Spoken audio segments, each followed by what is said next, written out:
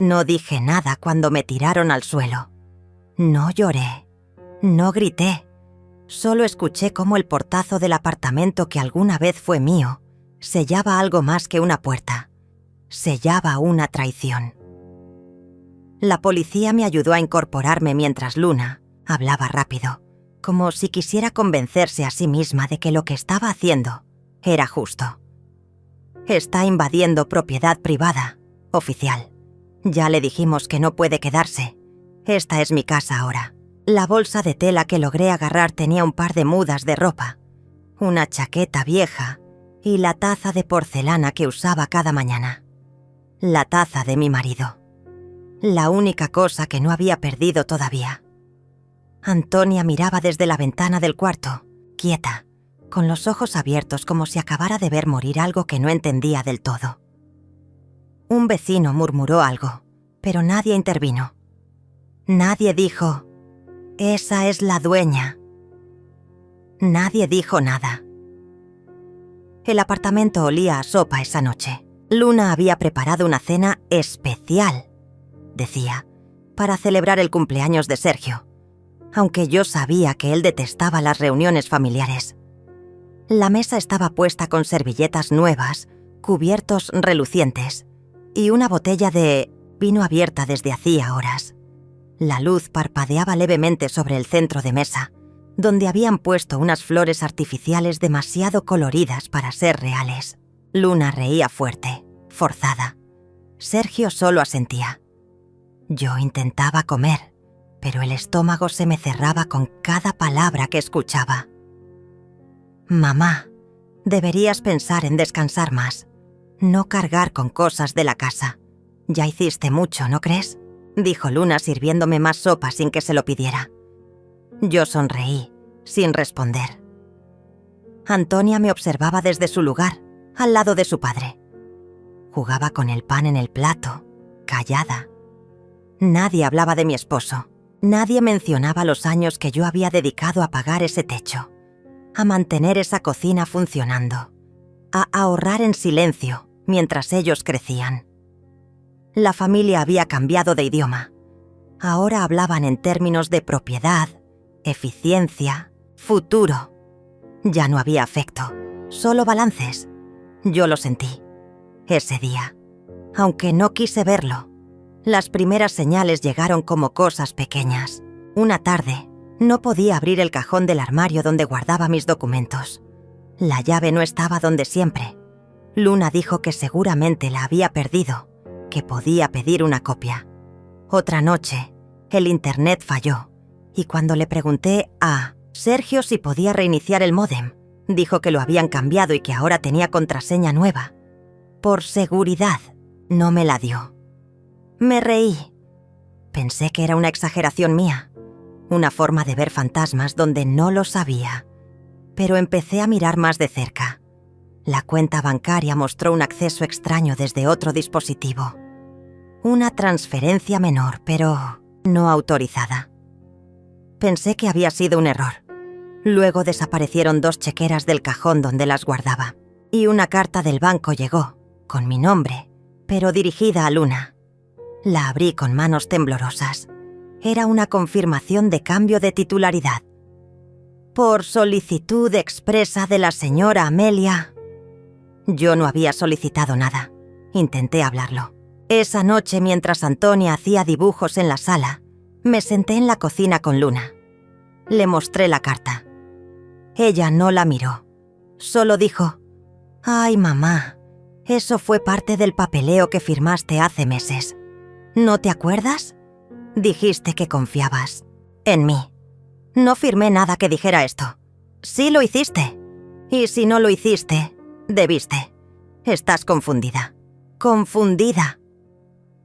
La palabra me golpeó más fuerte que cualquier otra, como si todo lo que había vivido, criado, sostenido, pudiera ser invalidado con una sola frase. Sergio entró en la cocina en ese momento. Se sirvió agua y dijo sin mirarme: «Lo mejor será que empieces a considerar otra opción de vivienda, Amelia. No queremos que esto termine mal». Esa noche me encerré en mi cuarto, busqué documentos, revisé carpetas, Todo estaba alterado. Me habían copiado la firma, escaneado papeles, usado mi computadora sin permiso. Y entonces entendí. No era una confusión. Era un plan. Uno meticuloso, disfrazado de ayuda. Ernesto, el viejo amigo de mi esposo, me llamó unos días después. Siempre llamaba en fechas importantes. Me dijo que había intentado visitarme, pero que Luna le dijo que yo estaba en tratamiento y que no podía recibir visitas. Tratamiento. Me senté en la cama. No podía respirar bien. Ernesto no es tonto. Me preguntó si estaba bien. No supe qué decirle. Solo respondí: estoy viendo las cosas más claras. Las cámaras aparecieron 2 semanas después. Una en la sala, otra en el pasillo. Luna dijo que era para protegernos. Sergio las instaló. No me pidieron permiso. Yo solo las vi de reojo, como si no fueran reales, como si mi vida ya no me perteneciera. Antonia se me acercó una tarde, cuando estaba sola en la cocina. Se me quedó mirando y dijo: «Abuela, ¿te vas a ir? ¿Por qué preguntas eso?» «Porque mamá dijo que esta ya no es tu casa, pero yo quiero que te quedes». Esa noche no dormí. Empecé a grabar audios, a tomar fotos de los documentos que aún me quedaban, a imprimir capturas del correo, a guardar copias en una memoria USB que escondí dentro de un florero viejo. Saqué cita con el abogado que había trabajado con mi esposo. No tenía muchas esperanzas. Solo quería saber si estaba loca o si realmente me habían robado. No estaba loca. Me dijo que el traspaso que hicieron no era válido, que podían anularlo, que había pruebas de coacción, que nada de eso era legal, que mi confianza fue manipulada. No lloré, solo asentí. Salí de su oficina con una carpeta llena de copias, un plan en mente y un silencio nuevo en el pecho. Ya no era miedo. Era otra cosa, algo más denso, más decidido. Luna empezó a actuar como dueña. Quitó mi silla favorita del comedor. Puso sus cuadros en las paredes. Me pidió que no usara el baño principal porque era de visitas. Sergio me ignoraba por completo, como si ya no existiera. Yo solo observaba, guardaba todo, registraba, no discutía, no pedía, no preguntaba. Me volví invisible por elección. Antonia dejó una nota bajo mi puerta una noche. «Lo que te están haciendo está mal. Yo te creo». La guardé dentro de mi taza de porcelana. La que había sido de mi esposo. La única cosa que no me quitaron. Entonces llegó el día. Luna llegó con los policías. Dijo que estaba violando su privacidad, que ya me lo había dicho muchas veces, que no tenía más paciencia. Me pidieron que saliera, que tomara mis cosas. Me miraron como si fuera una extraña, como si nunca hubiera sido madre, como si nunca hubiera lavado su ropa, cuidado sus fiebres, escondido sus errores. Agarré la bolsa, metí lo que pude. La taza, una blusa, un par de calcetines, una foto de mi boda. Me ayudaron a salir. Luna no me tocó. Solo dijo: «Esta ya no es tu casa». Sergio sonrió con los brazos cruzados.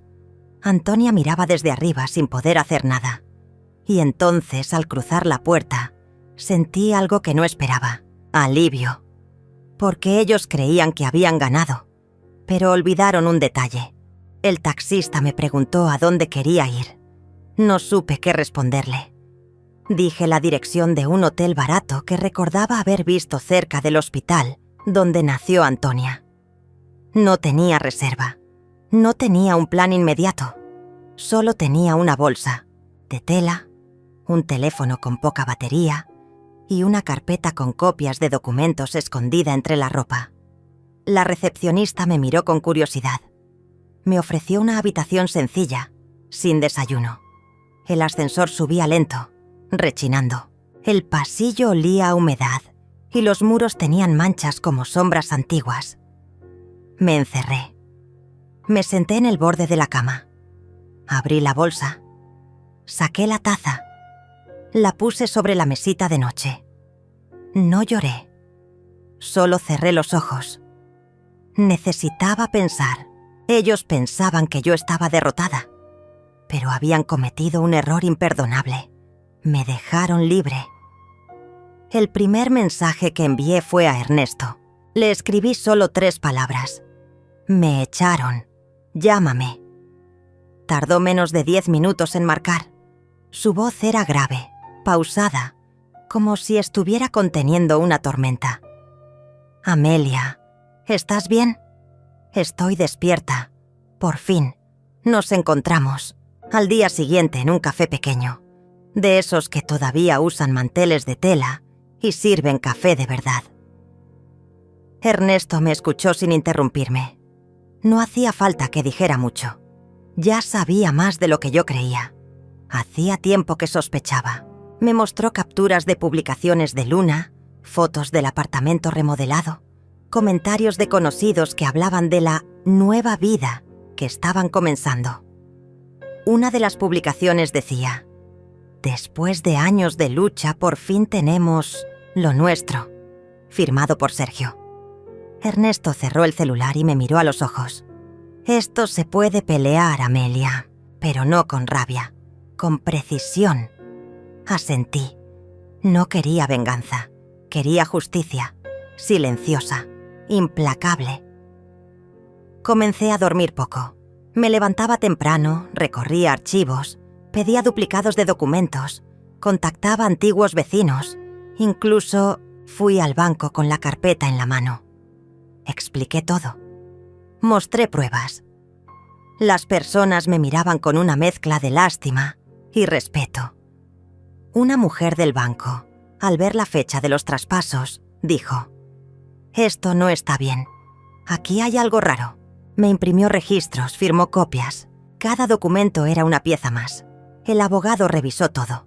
Dijo que era más grave de lo que pensaba. Falsificación de firma, manipulación emocional, posible abuso patrimonial. Me explicó que si lo movíamos bien, no solo podía recuperar el apartamento, sino dejar evidencia suficiente para impedir que volvieran a hacerlo. No con otras personas. No con Antonia. Me estremecí, porque en el fondo, eso era lo que más me dolía. Que mi nieta estuviera creciendo en medio de una mentira. No respondí los mensajes de Luna. Me escribió 3 veces. La primera, breve, diciendo que lamentaba que las cosas llegaran tan lejos. La segunda, culpándome por no haber querido entender. La tercera, advirtiéndome que, si insistía en crear problemas, tomarían medidas legales. No respondí. Las guardé. Las imprimí. Cada palabra era una confesión disfrazada. Cambié mi número. Cerré redes sociales. Me registré en otra. Dirección fiscal. Empecé a construir lo que el abogado llamó una vida jurídica propia. Todo lo que durante años había compartido con ellos, ahora debía reconstruirlo como si nunca hubieran existido. Fui al notario, al registro civil, a la oficina de propiedad. Cada paso dolía, pero cada papel recuperado era una victoria. Antonia logró llamarme una tarde desde el teléfono del colegio. Me dijo que me extrañaba, que no entendía por qué nadie la dejaba hablar conmigo, que Luna decía que yo estaba enferma de rencor. Me mordí los labios. No le dije nada malo de su madre. Solo le dije: «Estoy bien, mi amor. Estoy construyendo algo. Para nosotras. Para que tengas un lugar donde siempre serás bienvenida. ¿Volverás?» Ellos no lo saben, pero nunca me fui del todo. Comencé a grabar audios diarios. No para pruebas, sino para mí. Para recordar quién era. Grababa pensamientos, recuerdos, frases que Alfredo, mi esposo, solía decirme. El que espera con dignidad, vence con el tiempo. En una de las grabaciones dije: ellos creen que ganaron, pero olvidaron que yo aún tengo las escrituras originales. la copia notariada, el video de la firma verdadera. Y la verdad no se borra con reformas de cocina. Ernesto me ayudó a encontrar a un perito en grafología. Comparó mi firma con la del supuesto traspaso. Confirmó que era falsificada. Hizo un informe. Lo certificó. Fue la prueba clave. A la semana siguiente, presentamos la demanda. No era solo por recuperar el apartamento. Era por reparación, por daño moral, por abuso. El abogado me dijo que probablemente intentarían llegar a un acuerdo, que Sergio era hábil manipulando, que diría que todo fue consensuado. Pero había demasiadas pruebas, y lo mejor, todo se había hecho sin testigos, sin grabaciones legales, sin asesoría jurídica. Solo ellos, contra mí. Pero yo ya no estaba sola. Viví casi un mes en ese hotel. Luego alquilé una habitación en la casa de una señora viuda, Teresa, que me dejaba usar su cocina y me ofrecía té por las tardes. No hablábamos mucho, pero entendía lo que era perder algo que uno cuidó toda la vida. En su estantería tenía fotos viejas y un frasco con cartas que su esposo le escribió antes de morir. Me dijo una vez: «No hay peor soledad que estar rodeada de quienes fingen quererte». La demanda fue notificada oficialmente. Luna me escribió de inmediato. Esta vez no usó eufemismos. Me llamó desagradecida. Dijo que la estaba destruyendo, que Sergio estaba considerando denunciarme por difamación. No respondí. Ernesto me llevó a caminar esa tarde por un parque que solíamos visitar con Alfredo. Me senté en una banca y le dije: «No sé si voy a ganar, pero ya no tengo miedo». Y eso para mí ya es ganar algo. Una noche cerca del aniversario de la muerte de Alfredo, decidí hacer algo simbólico. Fui hasta el apartamento. No entré. Solo caminé por el vecindario. Miré las ventanas. Las luces estaban encendidas. Escuché la voz de Sergio riendo y la de Luna gritando algo a Antonia. Me acerqué al árbol donde Alfredo solía aparcar su moto. Toqué la corteza, dejé una flor en la base y me fui. No volví a mirar atrás. La primera audiencia fue marcada. No necesitaban que yo hablara mucho. Los documentos hablaban por sí solos. El abogado de ellos intentó desestimar el caso. Dijo que todo era un malentendido, que yo estaba vieja, confundida, manipulada por terceros. Me sentí pequeña por un instante, pero luego recordé todo lo que había juntado, todo lo que había perdido, y más aún, todo lo que aún podía recuperar. Me senté derecha, respiré y esperé. Cuando el juez revisó el informe del perito, frunció el ceño, miró a Luna, luego a Sergio. Les preguntó si podían explicar cómo obtuvieron la firma. Se quedaron en silencio. El abogado murmuró algo. El juez pidió un receso. Mi abogado me sonrió por primera vez. Empezaron a sudar.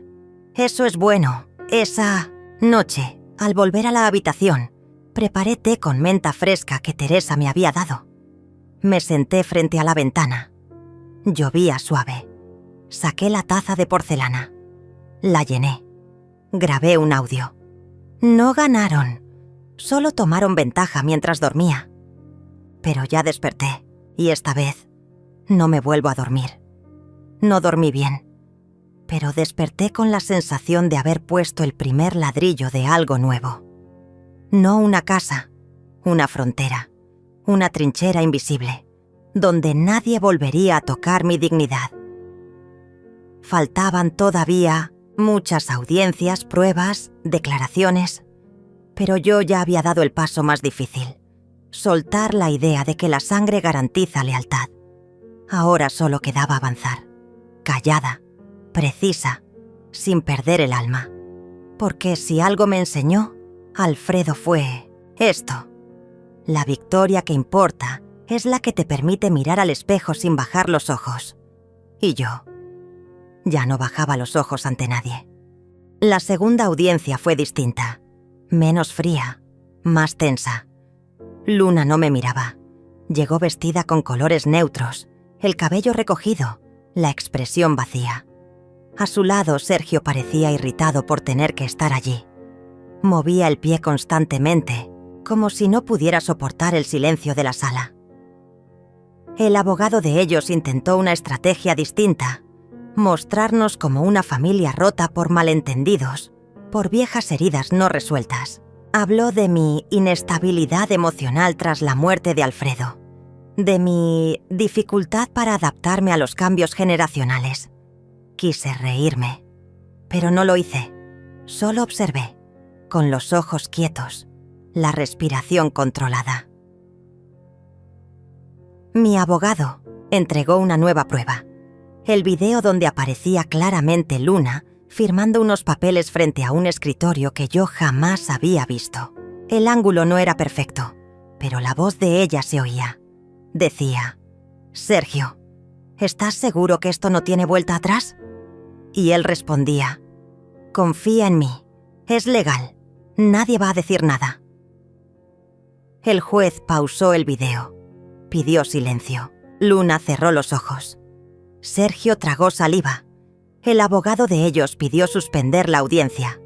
Rechazado. Avanzamos. Cada minuto en esa sala era una herida expuesta, pero también un paso hacia la verdad. Salí del tribunal con las piernas temblorosas, no por miedo, por el peso de tantos años callando. Ernesto me esperaba afuera. Me ofreció su brazo. Caminamos sin hablar. Me llevó a una panadería pequeña, con mesas de madera y olor a masa recién horneada. Me pidió un café con leche y un pastel de almendras, como los que Alfredo solía traerme en días fríos. Al probarlo me tembló el labio inferior, pero no lloré. Solo dije: a veces ganar duele más que perder, porque confirma que sí pudimos haberlo evitado. Ernesto asintió. No me contradijo, me sostuvo la mirada, en silencio. Antonia me escribió esa noche. Vi algo raro en el celular de mamá. ¿Estás bien? ¿Puedo verte? Le respondí con una hora y un lugar. Domingo, a las 4, en la plaza del viejo cine. Llegó puntual, con una bufanda roja y un cuaderno bajo el brazo. Me abrazó fuerte. No preguntó nada. Solo me miró con los ojos llenos de esa mezcla extraña que tienen los hijos de las víctimas: vergüenza y amor. «Mamá dice que te volviste contra nosotros», me susurró. «Pero yo recuerdo que tú me cuidabas incluso cuando te dolían las manos, cuando nadie más lo notaba». «No estoy contra ustedes, Antonia. Estoy a favor de la verdad. Aunque duela». Me mostró dibujos de una casa, de una mujer de cabello blanco sentada junto a una ventana, de una taza de té, de un árbol con una flor en la base. Me mordí los labios. Eran nuestras memorias. Ella las conservaba, aunque el resto intentara borrarlas. «¿Puedo venir a verte otra vez?» «Siempre que tú quieras. Este será tu refugio. Nadie te quitará eso». Los días siguientes fueron lentos, llenos de silencios. Teresa, la mujer con la que vivía, me regaló una radio antigua que ya no usaba. La encendí una noche y escuché un programa de música clásica. Me dormí con los violines, soñando con campos que nunca visité. Por la mañana, volví a la rutina de las pruebas. El abogado encontró un error grave en la escritura presentada por ellos. Un número de folio inexistente, una firma del notario que ya había fallecido años antes de la supuesta firma. Era una bomba. La agregamos al expediente. Luna me llamó. Por primera vez en semanas. Su voz era otra, quebrada. Me pidió encontrarnos. Dudé, pero acepté, en una cafetería cerca de la estación central. Llegó sola, sin maquillaje, ojerosa. Se sentó frente a mí. No pidió nada, solo habló. No sé cuándo dejamos de ser nosotras. No respondí. Sergio me dijo que todo sería más fácil así, que era por nuestro bien, que tú estabas vieja, que no te importaba el apartamento, que ni lo usabas, que era una forma de asegurarnos un futuro. ¿Y tú le creíste? Quise creerle, porque era más fácil que aceptar que te estábamos robando. Se quedó en silencio. Saqué una hoja doblada. Era una copia del acta original de propiedad, con mi firma, con la fecha, con el nombre de Alfredo. La puse sobre la mesa. Esto es lo que ignoraron. Esto es lo que intentaron borrar. Ella la miró. No la tocó. Sus ojos se llenaron de lágrimas. No sé cómo arreglar esto. No puedes, pero puedes dejar de seguir mintiendo. Se fue sin decir adiós. Yo me quedé un rato más, mirando por la ventana. El mundo seguía. Autos, bicicletas, una pareja discutiendo en la esquina. El universo era indiferente al dolor de una madre traicionada. Pero en mi interior, algo se afianzó. No era odio, era resolución. Días después, llegó una carta del abogado de ellos. Propuesta de conciliación. Cederán el inmueble si se retira la demanda y se firma un acuerdo de confidencialidad. La rompí sin leer más. No quería su silencio. Quería mi verdad. Y la tendría. Ernesto me ayudó a preparar la tercera audiencia. Él conocía al juez de años anteriores, no por amistad, sino por haber compartido causas complejas. Me dijo: «Este tipo no tolera farsas. Si mantenemos el curso, caerán solos». Así fue. La audiencia comenzó con la exposición del perito sobre la falsedad del documento. Luego, mostramos los movimientos bancarios, las transferencias sospechosas, desde mi cuenta hacia la de una empresa fantasma a nombre de un conocido de Sergio. Un lazo. Una trampa. Sergio estalló. Gritó que era todo una conspiración, que yo estaba senil, que Ernesto me manipulaba. El juez pidió orden. Le advirtió que si continuaba, lo expulsaría. Luna bajó la cabeza. No dijo nada. El abogado de ellos pidió una pausa.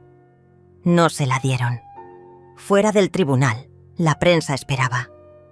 Alguien había filtrado el caso. No hablé, pero vi los titulares al día siguiente. Hija expulsa a su madre de su propio apartamento. Posible fraude familiar. La vergüenza ya no era mía. Era de ellos. Teresa me preparó sopa esa noche. Me dejó una vela encendida y una manta tejida a mano. Dormí profundamente por primera vez en meses. Soñé con Alfredo. Me decía: «Lo estás haciendo bien. Ya, casi». Me desperté con una sensación extraña. No de alivio, de claridad. Me llamaron del juzgado. El juez había emitido una orden cautelar. El inmueble quedaba bloqueado. Nadie podía venderlo, alquilarlo, modificarlo. Era mío otra vez. Legalmente. Pero todavía faltaba el juicio final. El cierre, el ajuste de cuentas. Antonia vino a verme, con un cuaderno nuevo. Escribía frases que recordaba de mí. Una decía: «El silencio también puede ser una respuesta». Otra: «No se mendiga cariño donde deberían darte amor». Me abrazó. Me dejó una flor seca entre las páginas. ¿Puedo dejar algo aquí?», preguntó tímida. «Lo que quieras». Sacó una llave, la que yo le había dado años atrás. La dejó sobre la mesa. Por si alguna vez no sé dónde ir, no supe qué decir. Solo cerré los ojos y asentí. La última semana antes del juicio final fue extraña. Sergio desapareció. Luna dejó de asistir a las audiencias. Su abogado intentó ganar tiempo. No lo logró. El juez fijó fecha definitiva. Ernesto me acompañó a firmar los últimos documentos. El abogado me dijo: «Estás a un paso de cerrar este capítulo, pero no va a sonar como una victoria ruidosa. Será como cerrar una puerta con llave. y tirar la llave al mar. Sonreí. Eso es todo lo que necesito. Esa noche caminé hasta el edificio del apartamento. No entré. Me quedé frente al portón. Cerrado. Como mi pasado. Me senté en una banca cercana. Encendí la radio de Teresa. Sonaba una pieza de piano. El viento movía las hojas. Saqué la taza de porcelana. La puse sobre mis piernas. Vacía. Como debía estar. Y me quedé ahí, esperando el día del juicio. No con miedo, con certeza. El día del juicio final amaneció con un cielo gris, cargado de una humedad espesa que se colaba por las rendijas del alma. Me vestí con la misma blusa que usé en el funeral de Alfredo.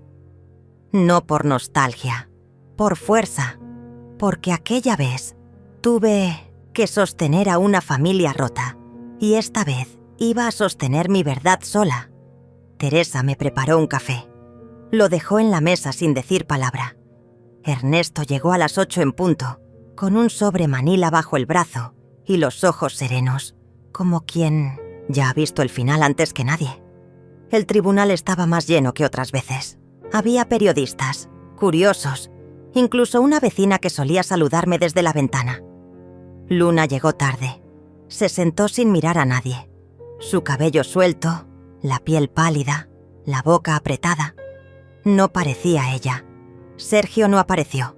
Dicen que se fue del país 2 días antes, con pasaporte falso. Cobarde.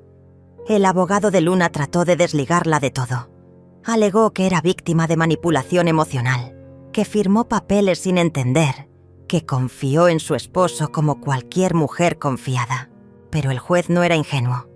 Tenía los ojos afilados por años de juicios, donde todos intentaban maquillarse de víctimas. Mi abogado fue impecable. Mostró cada documento, cada inconsistencia, cada testimonio. Incluso Ernesto habló. Contó cómo Alfredo le había confiado la preocupación por el comportamiento de Sergio, cómo veían en él una ambición disfrazada de cortesía. Su voz era pausada, firme, sin adornos. Cuando terminó, hubo un silencio espeso, como cuando se apaga la luz en medio de una conversación. «Señora Amelia», dijo el juez finalmente. «¿Tiene algo más que decir antes del veredicto?». Me puse de pie. Mis rodillas crujieron, pero no me temblaron. «No quiero castigo, quiero memoria, que esto no se repita, que ninguna madre tenga que defenderse de su propia sangre, que el amor no sea usado como coartada para robar, que la justicia no llegue cuando ya se ha llorado demasiado». Volví a sentarme. El juez asintió. No tomó mucho tiempo. Declaró nulos los documentos firmados, restituyó la propiedad del apartamento, ordenó una investigación contra Sergio por fraude y lavado de dinero. Luna quedó libre de cargos penales, pero con una sanción económica considerable. El rostro de mi hija no cambió, ni una lágrima, ni un gesto. Salí del tribunal como quien regresa de una guerra larga. No había celebración, solo un silencio distinto, uno que no pesaba. Ernesto me tomó del brazo. Caminamos sin prisa. Esa tarde, Antonia llegó a casa con un ramo de flores silvestres. Me abrazó tan fuerte que por un segundo volví a ser madre completa. ¿Volvemos a tomar té?, me preguntó.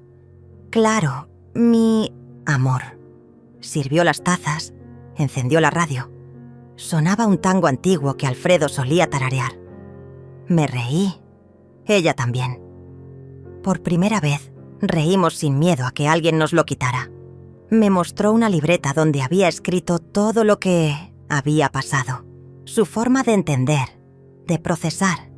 Quiero que lo guardes tú, abuela, porque tú no olvidas, porque tú no permites que las cosas se borren. Esa noche dormí con la libreta bajo la almohada. Los días siguientes fueron extrañamente calmos. Visité el apartamento. Estaba vacío, deshabitado, como si nadie hubiera vivido ahí. Encontré una caja con cosas mías arrumbada en el balcón. Fotos viejas, una bufanda tejida por Alfredo, un libro con mi nombre escrito en tinta azul. Me senté en el suelo y lloré. No por lo perdido, por lo recuperado. Reacomodé el lugar, sin ayuda. Pinté las paredes, colgué cuadros, puse cortinas nuevas. Lo hice en silencio, como quien prepara una habitación para alguien querido. Ernesto me visitaba seguido. Me traía sopa, periódicos, historias. Me hablaba de su juventud, de su miedo a envejecer solo. Una tarde me dijo: «Nunca es tarde para empezar de nuevo, Amelia. Tú lo hiciste en medio del desastre». Lo miré y no supe qué decir. Porque sí, porque había vuelto a nacer a los 73. Un sábado, Luna apareció en la puerta. No llamó, no escribió antes, solo llegó. La miré desde la ventana, no abrí de inmediato. Me tomé un segundo. Cuando abrí, no dijo nada, solo extendió una caja de cartón. «Esto es tuyo. Nunca debió salir de aquí». Dentro había cartas, las que yo le había escrito cuando ella se mudó por primera vez con Sergio. Cartas de madre, consejos, recetas, frases tontas. No supe si llorar o agradecer. Me hizo un gesto para entrar. No respondí, pero le ofrecí una taza de té. Nos sentamos sin hablar. Ella miraba el piso, yo, la ventana. «¿Antonia está bien?», preguntó finalmente. «Sí, conmigo, y más fuerte que nunca». «¿Me odias?». «No, pero tampoco te creo». Se fue poco después, sin decir adiós, como una sombra. Pero esa vez no dolió, porque ya no esperaba redención. Solo quería vivir. Un mes más tarde, Ernesto me llevó al cementerio. Visitamos la tumba de Alfredo. Llevé las flores que más le gustaban, margaritas blancas. Le hablé en voz baja. Le conté todo. Le dije que había tardado, pero que al final protegí lo que era nuestro. Ernesto se quedó a un lado, respetuoso. Luego me dijo: «¿Crees que él estaría orgulloso?». «No lo sé, pero estaría en paz». Nos fuimos tomados del brazo, como dos viejos que entienden que el amor no siempre grita. A veces solo camina a tu lado. Un día recibí una carta de Luna, escrita a mano, con su caligrafía temblorosa. «Mamá, no espero perdón. Solo quiero que sepas que lo que hice no fue por odio, sino por debilidad. Me dejé arrastrar. Fui cobarde. Pero gracias a ti, Antonia tiene un ejemplo distinto. No sé si algún día podremos hablar como antes, pero siempre serás mi madre, Luna». No respondí. Guardé la carta en la libreta de Antonia.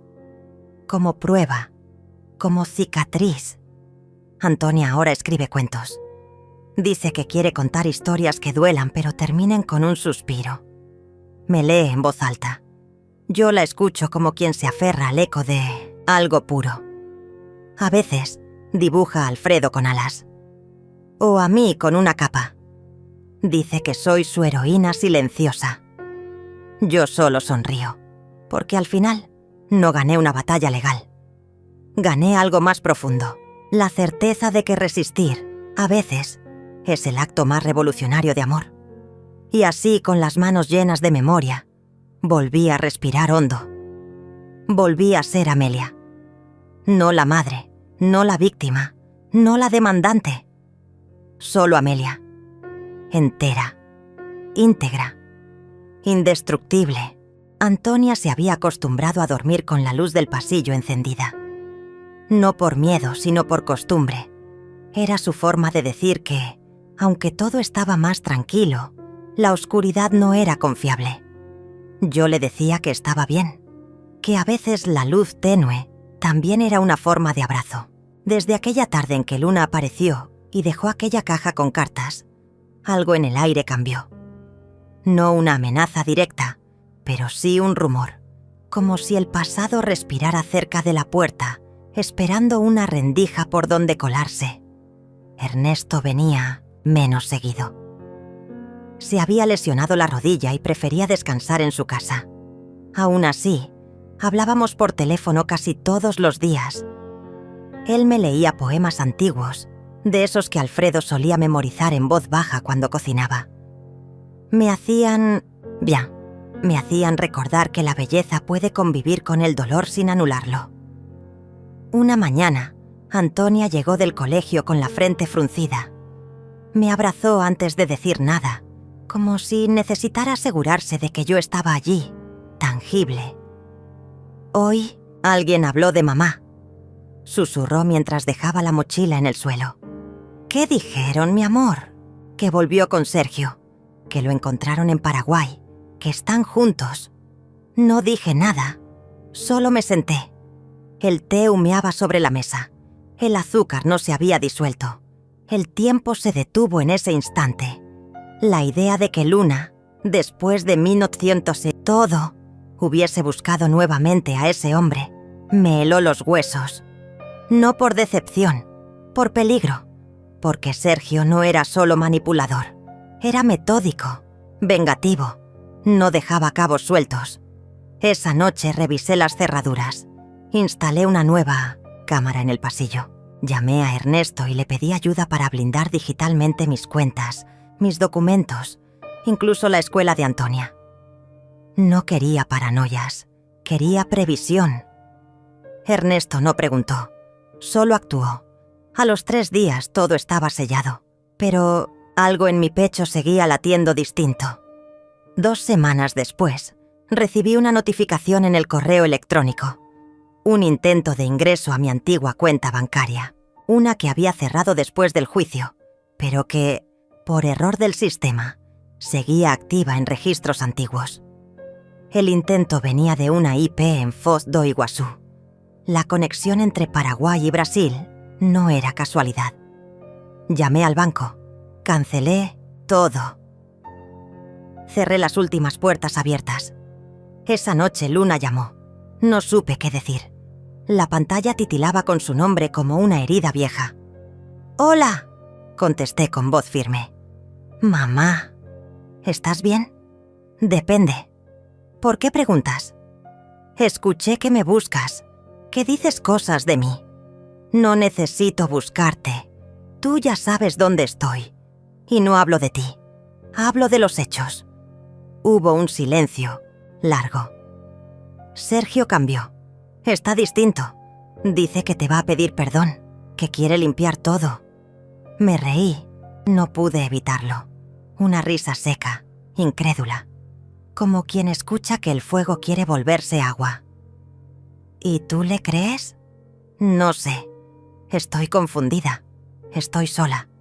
No estás sola, Luna. Elegiste estar donde estás. Y elegiste irte cuando más te necesitábamos. No digas eso. No sabes todo lo que viví con él. Tienes razón. No sé. Y tú tampoco sabes todo lo que viví yo por tu silencio. Corté. Sin gritar. Sin despedida. Me temblaban las manos, pero no el alma. Al día siguiente, Antonia encontró una nota en la puerta del colegio. No estaba firmada. Solo decía: «Tu abuela no es quien crees. Pregunta por tu padre. Pregunta por la herencia». La niña me la entregó sin miedo, solo con curiosidad, como quien sabe que hay más historia, pero necesita que se la cuenten sin mentiras.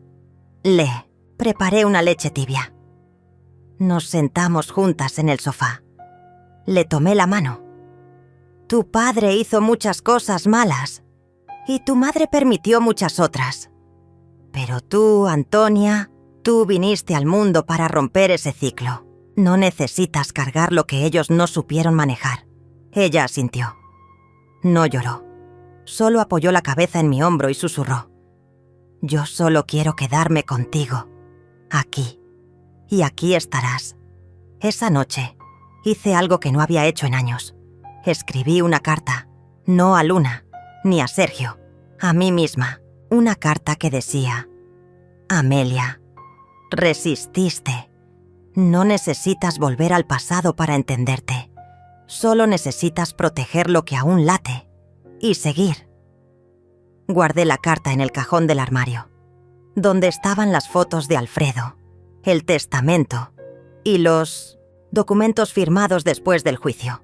Lo que importaba estaba a salvo. Días después, Ernesto vino con una noticia. Recibí una llamada de un abogado en Asunción. Dice que Sergio está intentando vender una propiedad a tu nombre, que quiere usar documentos antiguos. ¿Y cómo supo el abogado? Porque Alfredo, antes de morir, me dejó una carta con instrucciones. Me pidió que, si alguna vez algo raro pasaba, activara una cláusula de protección de bienes. No lo entendí en su momento, pero la llevé al consulado. Y sí, estás blindada, Amelia. Me quedé en silencio. Ernesto abrió la carta. La leí. Era la letra de Alfredo. Clara, precisa, un texto de amor disfrazado de previsión. Si estás leyendo esto, es porque temías tener razón. Pero también es porque aún estás de pie. Protege lo que construimos. No por mí, por ti, por Antonia, porque las raíces fuertes no se arrancan fácil. Lloré, no de dolor, de honra. Alfredo me había protegido incluso después de partir. No con armas, con sabiduría, con amor real. Ernesto y yo sellamos el documento. Lo registramos en 3 países. Sergio no podía tocar ni una baldosa sin ser perseguido por la ley, pero la guerra no había terminado. Un viernes, Luna volvió. Esta vez, con los ojos rojos, con las manos temblando, con el alma hecha jirones. Se escapó. Me dejó sola en en Paraguay. Se llevó todo. Me amenazó. Me dijo que si hablaba, me haría desaparecer. La miré. No con lástima, con compasión controlada. ¿Y qué quieres ahora? Refugio. No dinero. No perdón. Solo un lugar donde dormir sin miedo. Antonia vive aquí. Este espacio es sagrado. Si entras, entras con verdad, no con medias palabras. Ella asintió. Esa noche durmió en el sofá. Se tapó con la manta tejida por mi madre. Se quedó quieta, como una niña que espera no ser notada. Antonia la miraba desde lejos. No se acercó, no la juzgó. Solo dijo: «Abuela, ¿ella va a cambiar?». No supe responder. Ernesto vino al día siguiente. Charlamos en la cocina. Me preguntó si era buena idea tenerla en casa. Le dije que no era una decisión fácil, pero que había algo peor que la traición, la indiferencia. Y yo no quería ser como ella fue conmigo. Los días pasaron. Luna ayudaba con la limpieza, preparaba el desayuno, llevaba a Antonia al colegio. No hablaba mucho, pero estaba presente. Una noche, mientras lavábamos los platos, me dijo: «No tengo derecho a pedir nada, pero si alguna vez puedes mirarme sin rencor, ya gané». No respondí. Solo le pasé el paño de cocina. Secamos juntas, en silencio. Pero una sombra volvió a aparecer. Una notificación, un correo amenazante, un número desconocido. Sergio había encontrado nuestra dirección y esta vez no venía solo. El correo no tenía asunto. Solo un cuerpo con una frase corta, sin firma. Los fantasmas siempre vuelven por lo que creen suyo. Era de madrugada. El aire olía a humedad, a presagio. Cerré el portátil con calma, como si no quisiera despertar al miedo. Luna dormía en el sofá. Antonia en su habitación, abrazada a su oso de peluche. Ernesto estaba a media hora de llegar. Le había escrito sin explicar demasiado, solo un «necesito que vengas ahora». Y él entendía, siempre entendía. Me serví un poco de té. El sonido del agua hirviendo era un consuelo doméstico, como si, dentro del caos, la rutina todavía existiera. No era miedo lo que sentía. Era un estado nuevo, más puro, vigilancia materna, como una loba que huele el peligro antes de que llegue. A las 5 en punto, Ernesto tocó la puerta. No con urgencia, con respeto. Entró con un bolso pequeño. No preguntó nada. Se sentó, sacó una carpeta y me miró. Esto es lo que tengo. Información de sus movimientos, sus cuentas, registros migratorios. No está solo. Hay alguien más que lo protege. Un abogado corrupto en Ciudad del Este. Deslicé la carpeta sin abrirla. No quería detalles aún. Quería estrategia. ¿Está aquí? Sí. Llegó a Foz hace 3 días. Cambió de coche. Usa pasaporte falso. Pero su error fue mover dinero desde una cuenta asociada a Luna. Y eso lo delata. Miré hacia el pasillo. Luna seguía dormida, con el rostro pálido, como si cargara siglos en los párpados. No era la misma. Y aunque la herida era profunda, no quería verla caer otra vez. ¿Crees que vendrá aquí? No lo sé. Pero sí sé que te quiere débil, con miedo. Si logra eso, gana. Antonia se despertó temprano. Entró a la cocina y abrazó a Ernesto como si fuera su abuelo. Él le ofreció pan con mantequilla y ella sonrió con esa dulzura que solo los niños que han visto la oscuridad pueden tener. Me miró y dijo: «Soñé que mamá lloraba, pero alguien le tapaba la boca». Se me heló el alma. No dije nada. Solo acaricié su cabello y le prometí que nada malo iba a pasar, que no otra vez. Esa tarde, mientras Luna doblaba ropa, noté que tenía las muñecas marcadas. No pregunté. Ella tampoco ofreció explicación, pero en su forma de ordenar las prendas, en la precisión con la que alisaba cada borde, estaba toda la culpa que cargaba. «Sergio está cerca», le dije sin rodeos. Ella se quedó quieta. Las sábanas entre sus manos, la respiración cortada. «¿Cómo lo sabes?» Porque los hombres como él no saben perder. Porque cree que todavía tienes algo que le pertenece. No tengo nada, solo miedo. Eso es exactamente lo que quiere. El miedo. Esa noche Luna se quedó despierta hasta tarde. Me pidió dormir en mi cuarto, en un colchón en el suelo. Le dije que sí. No por compasión, sino porque entender el pánico de una hija también es parte de ser madre. A las 3 de la mañana, el teléfono fijo sonó, solo una vez.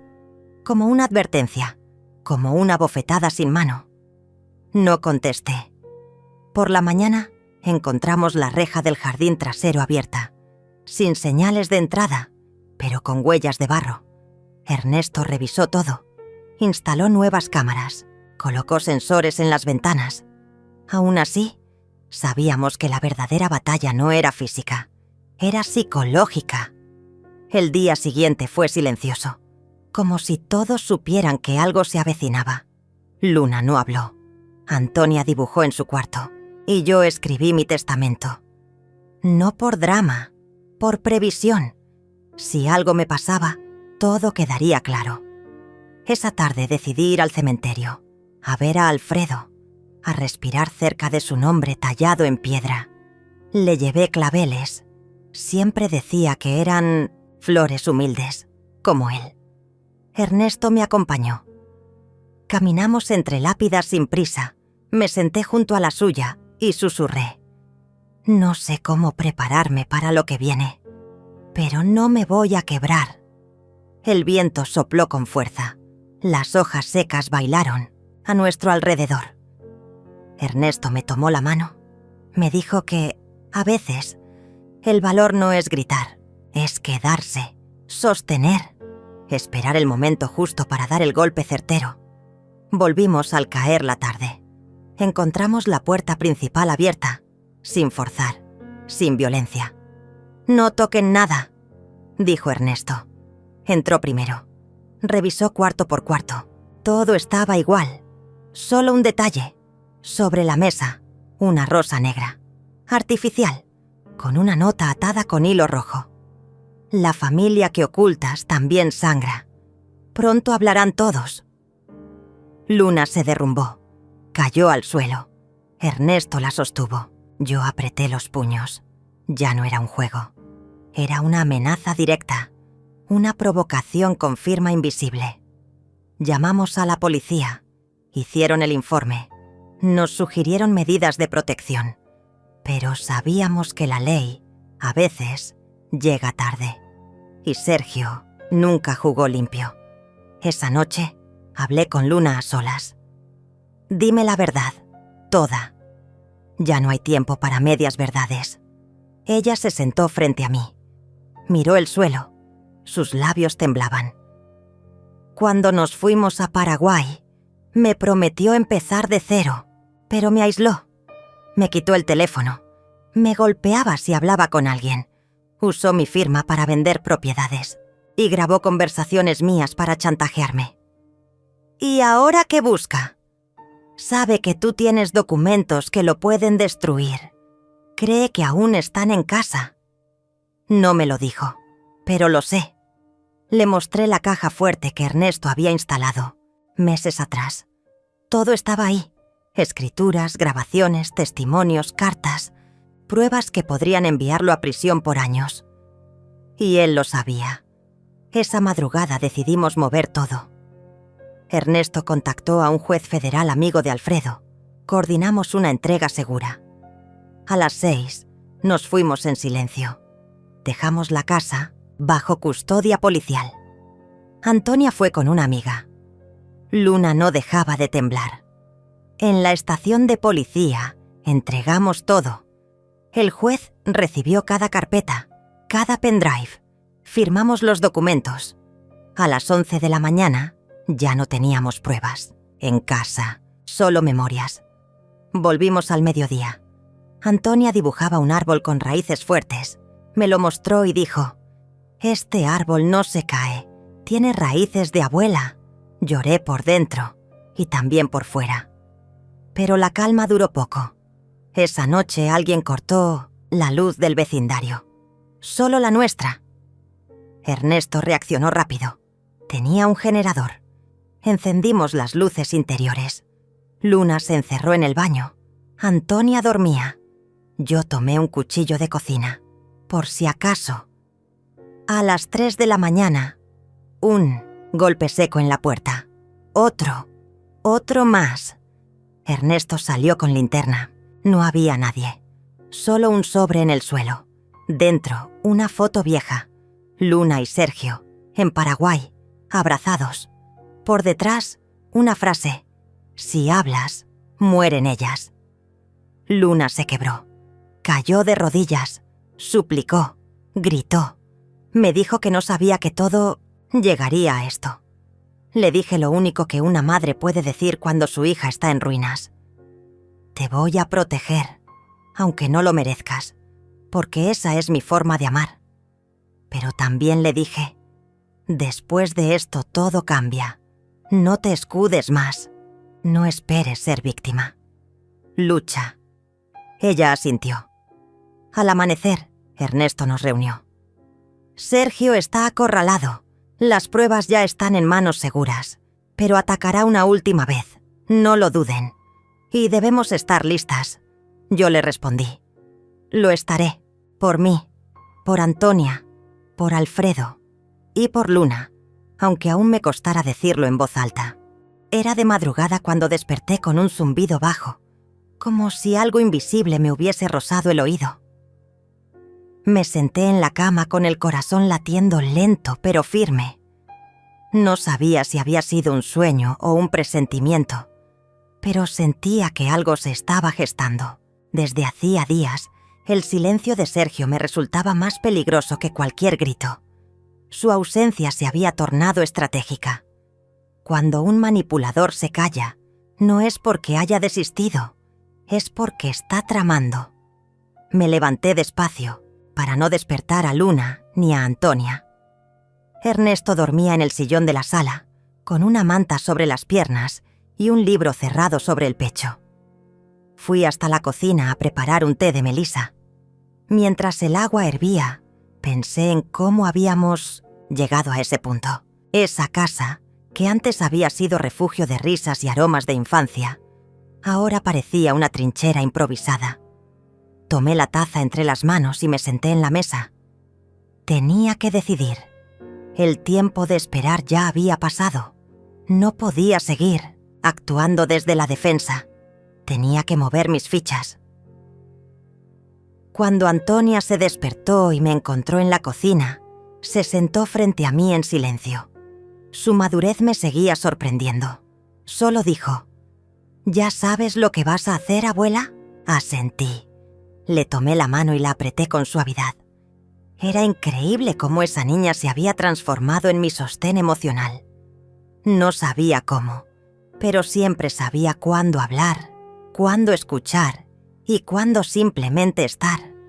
Esa misma mañana le pedí a Ernesto que me acompañara al banco.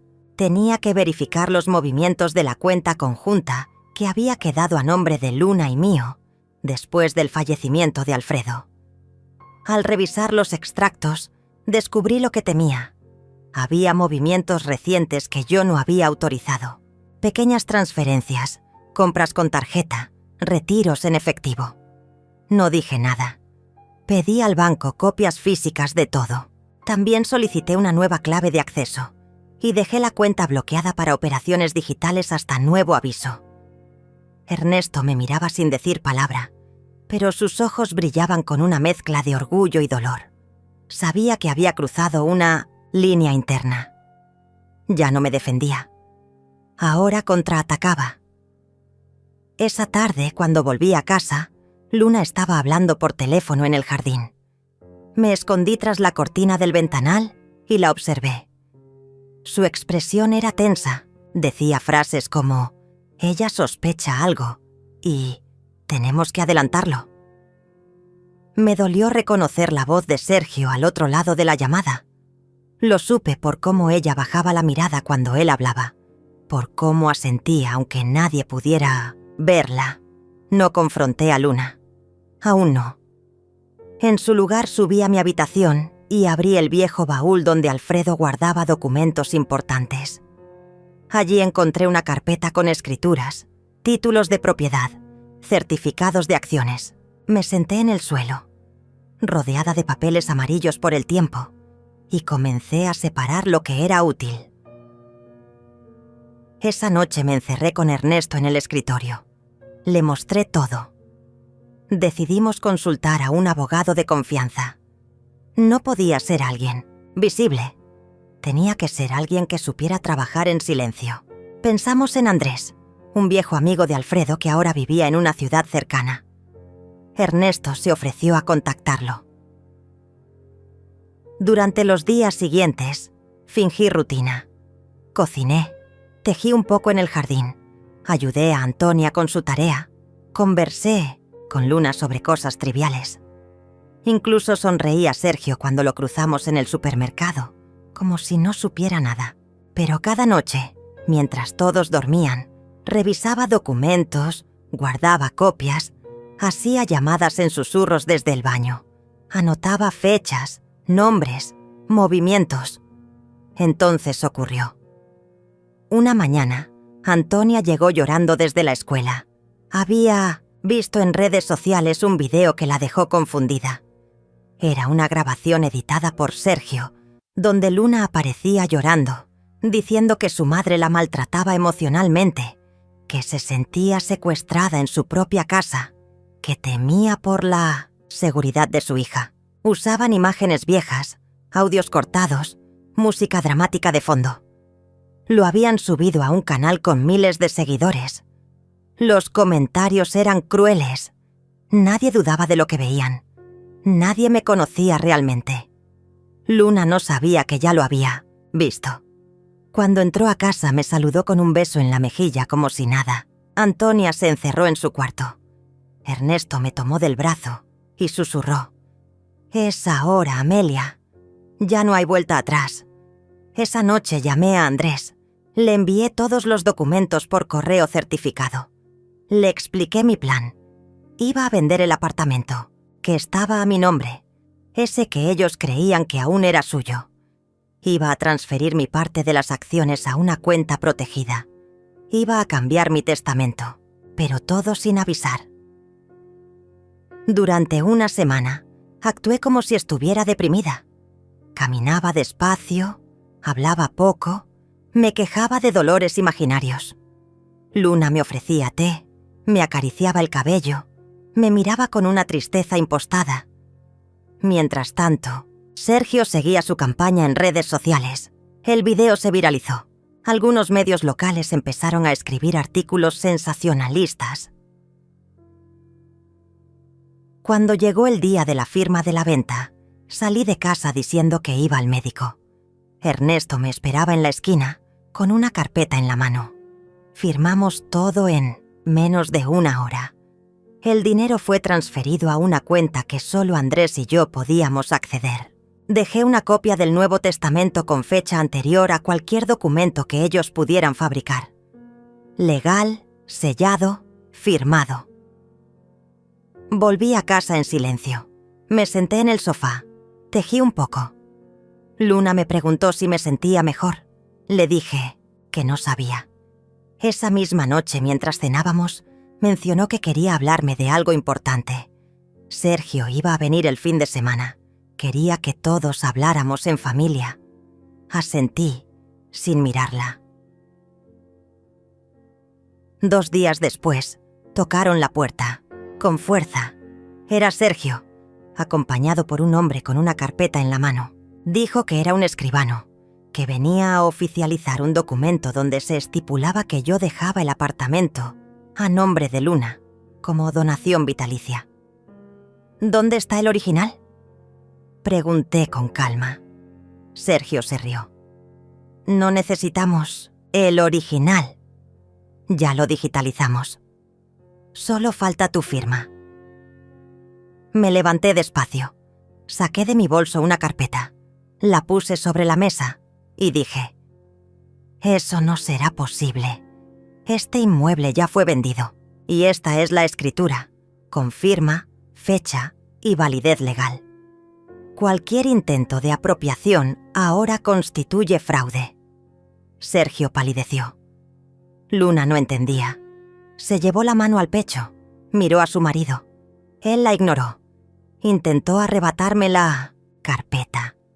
Ernesto apareció desde el pasillo, grabando con su celular. Todo esto está siendo documentado. Ya fue enviado a nuestro abogado y a la fiscalía local, dijo con voz firme. Sergio gritó. Luna rompió a llorar. Antonia bajó corriendo las escaleras y se abrazó a mí. No dije nada más. Me levanté, tomé mi bolso, acaricié el rostro de Antonia y salí por la puerta principal. No necesitaba quedarme en esa casa. Ya no me pertenecía. Lo importante era que ellos tampoco me pertenecían a mí. Dormí esa noche en casa de Ernesto, en paz, en silencio. El teléfono vibraba sin parar. No lo contesté. Me quedé sentada frente al ventanal, viendo cómo el sol caía detrás de los edificios, tiñendo el cielo de un naranja herido. Antonia me había dicho que Luna estaba fuera de sí, que gritaba por toda la casa, que había encontrado los documentos del abogado y que había visto las transferencias. Pero yo no me moví. No tenía miedo, ni culpa, ni siquiera tristeza. Solo una certeza fría y densa. Ya no podían tocarme. Ernesto me miraba desde la otra punta de la mesa, en silencio. Me había traído un té de manzanilla y unas galletas, que sabían a infancia. Su presencia me anclaba. Él no decía mucho, pero su sola compañía era un escudo. Sabía más de mi historia con Alfredo que nadie. Y ahora era el único que no me miraba con exigencia o reproche, solo con esa ternura, triste de quien también había perdido mucho, y aún así, seguía eligiendo quedarse. ¿Estás segura de lo que hiciste?, preguntó finalmente, sin levantar la voz. Asentí sin mirar. La decisión ya estaba tomada, desde hacía semanas. Desde el día en que escuché a Luna decir que yo era una carga. Desde que vi a Sergio ensayando su falsa cara de buen yerno frente al notario, mientras deslizaba mis papeles en su carpeta como si fueran suyos. Ya no quedaban restos de ingenuidad en mí. La mujer que había firmado aquel poder notarial con confianza ciega ya no existía. En su lugar quedaba una madre vieja, pero no vencida. Una mujer que había amado demasiado, entregado demasiado, pero que ahora había recuperado lo más sagrado, su dignidad. Mi plan no había sido improvisado, todo lo contrario. Lo preparé durante semanas, en silencio, con paciencia quirúrgica. Recuperé las escrituras del apartamento que aún estaba a mi nombre. Transferí legalmente el otro, el que había puesto a nombre de Luna, a una figura de donación condicionada, con cláusulas de reversión. Algo que mi abogado, un hombre meticuloso y discreto, había redactado con precisión quirúrgica. Nadie podría quitarme nada sin pasar por mí primero. Mientras Luna y Sergio creían que me tenían en jaque, yo ya había retirado mi dinero de la cuenta conjunta, cerrado las tarjetas vinculadas y creado una nueva identidad financiera. Antonia me ayudó con lo digital. Fue ella quien me enseñó a guardar las grabaciones, a encriptar los documentos, a proteger mis archivos. Ella se convirtió en mi cómplice, sin saber del todo lo que hacía, pero lo hizo desde el amor, desde esa lealtad ciega que solo los nietos tienen con los abuelos que los vieron crecer. La última pieza del plan fue el silencio. Me retiré. Me mudé a un pequeño departamento en un barrio tranquilo, sin decir nada. Luna recibió una carta, formal informándole que su acceso a los fondos estaba bloqueado por auditoría. Sergio, por su parte, recibió una notificación legal por el uso indebido de mis documentos. Ninguno de los dos reaccionó con madurez.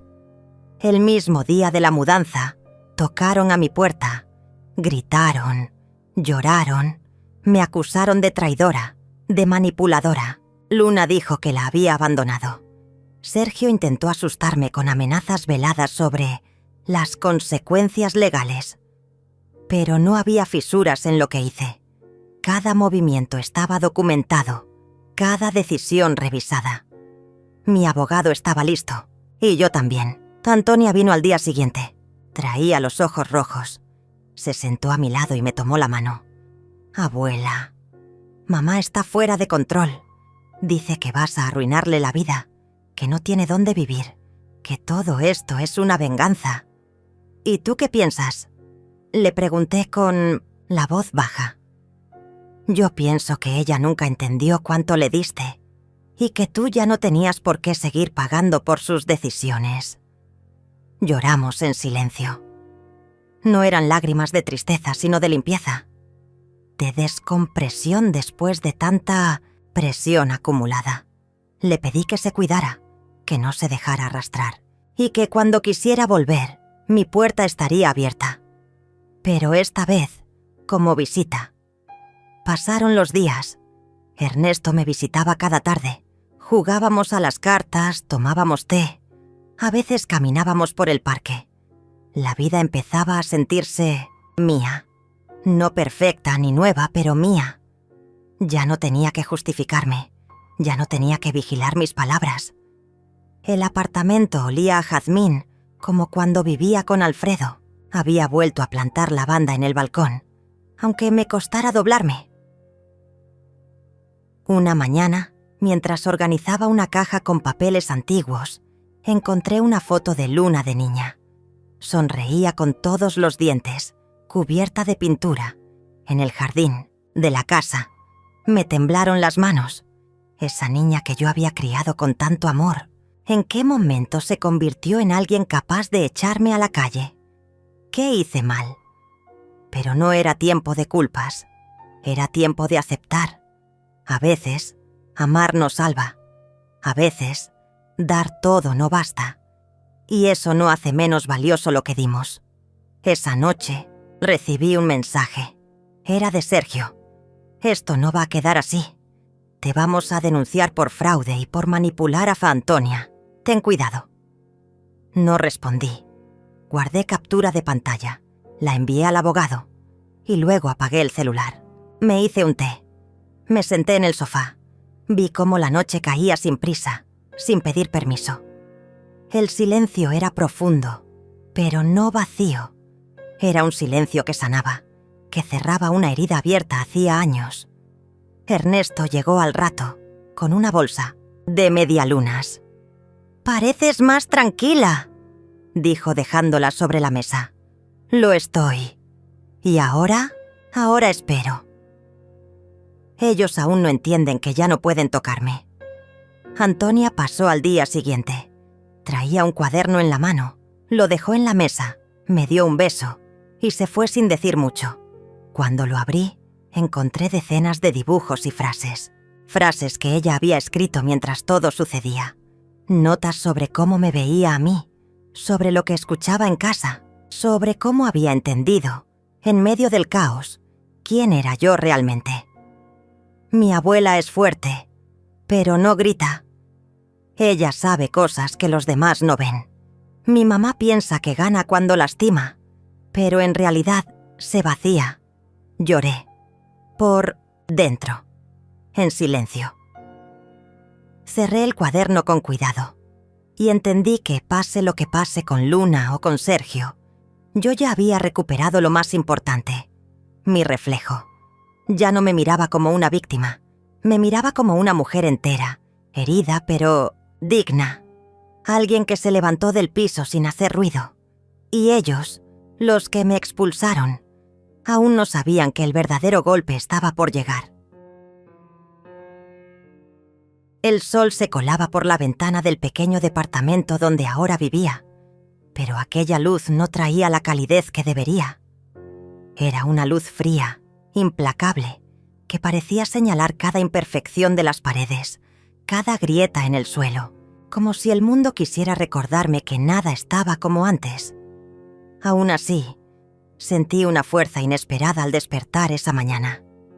Algo se había movido dentro de mí durante la noche, una determinación que no me había abandonado desde hacía semanas, la certeza de que esta vez sería diferente.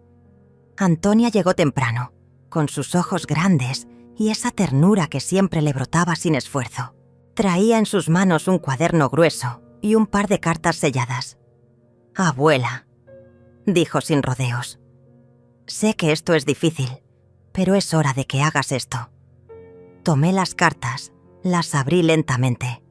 Eran documentos legales que Ernesto y mi abogado habían preparado en secreto. Denuncias firmadas, evidencias recopiladas, testimonios grabados. Todo listo para contrarrestar la guerra sucia que Luna y Sergio intentaban desatar contra mí. Ellos habían cometido errores, uno tras otro, pensando que podrían doblegarme, pero subestimaron la voluntad de una madre que había luchado por años y que ahora ya no tenía nada que perder. Luna no se había presentado en la última audiencia para discutir la custodia de la casa ni la gestión de las cuentas. No respondía a mis llamadas ni a los mensajes de Antonia, que insistía en mantener la comunicación abierta, aunque sabía que era en vano. En cambio, Sergio continuaba con sus amenazas veladas, intentando influir en la familia y en los amigos comunes, para aislarme, para que pareciera que yo era la agresora en esta historia torcida. Pero Ernesto estaba conmigo, fuerte y firme, como siempre. «No estás sola», me recordó mientras me ayudaba a organizar los papeles en el escritorio. «Ellos piensan que puedes ser intimidada, pero no conocen tu historia. Era verdad. Nadie conocía realmente la historia detrás de aquella mujer que parecía débil por fuera, pero que por dentro ardía con una fuerza ancestral. Mi historia era de resistencia, de amor roto, de promesas traicionadas, pero también de una justicia que no dependía de la ley, sino de la verdad. Un día recibí una visita inesperada. Luna apareció en la puerta con la mirada de quien ha perdido todo. No era la mujer arrogante y despectiva que recordaba. sino una sombra de sí misma, con lágrimas que no terminaban de caer. Me miró con rabia, con desesperación, con un rencor que ya no me asustaba. «¿Por qué?», preguntó con la voz quebrada. «¿Por qué nos haces esto?». «No te hago nada, Luna», respondí con calma. «Solo dejo de permitir que me destruyas». Su rostro se tensó, y por un momento pensé que atacaría, que lanzaría otra mentira, otra acusación. Pero en lugar de eso, bajó la cabeza y susurró: «No sé quién soy sin tu apoyo». Fue entonces que Antonia apareció detrás de ella, tomando su mano, y con la voz firme dijo: «Mamá, esto tiene que cambiar. No podemos seguir así». Fue la primera vez en meses que vi una posibilidad de reconciliación. No una reconciliación ingenua, sino una que naciera de la verdad y del respeto. Sergio, por su parte, no tardó en contraatacar. Enviaron cartas, mensajes y hasta intentaron usar a algunos amigos para presionarme. Pero yo estaba preparada. Cada movimiento suyo era previsto, cada palabra registrada. Ernesto y yo trabajamos para desmontar sus mentiras y poner al descubierto su verdadera intención: controlar todo, incluso a Luna, sin importar el daño que causaran. Mientras tanto, Antonia se convirtió en el puente que nos unía. Ella no juzgaba, escuchaba, mediaba. Gracias a ella, Luna comenzó a entender la magnitud de lo que había perdido y la profundidad de mi sacrificio. Y yo, a su vez, aprendí a escucharla sin miedo ni resentimiento. Pero la batalla no terminó ahí. La noche más oscura llegó cuando Sergio intentó algo desesperado. Un intento de fraude para apropiarse de una parte de los bienes de la familia, sin pasar por la vía legal. Creyó que con eso nos desestabilizaría. Fue un error fatal. Ernesto, con su astucia y experiencia, descubrió el plan antes de que pudiera ejecutarse. «No lo van a lograr», me dijo con voz segura. «Esta vez vamos a ganar. Y ganamos». La justicia empezó a moverse a nuestro favor. Las denuncias, las pruebas, la verdad salieron a la luz.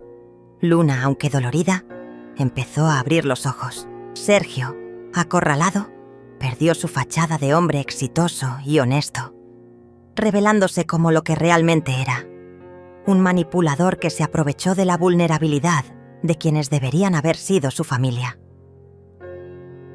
Los meses siguientes fueron de reconstrucción. No todo volvió a ser como antes, ni creo que debiera. Pero algo cambió.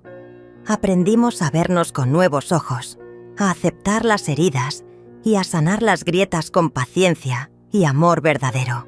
Antonia se mantuvo a mi lado, un faro en medio de la tormenta, recordándome que la familia no siempre es perfecta, pero sí puede ser elegida cada día. Una tarde, mientras caminaba con Ernesto por el parque, él me dijo: «¿Sabes, Amelia? Lo que hiciste no fue solo defender tus bienes, fue defender tu dignidad. Eso es lo que nadie puede quitarte». Y en esa frase sentí la paz que buscaba. No la paz del olvido, sino la paz de haber peleado con todas mis fuerzas por lo que era justo. Por mí, por Alfredo, por Luna, por Antonia. Porque, al final, la verdadera victoria no es derrotar al enemigo, sino encontrarse a uno mismo en medio del caos.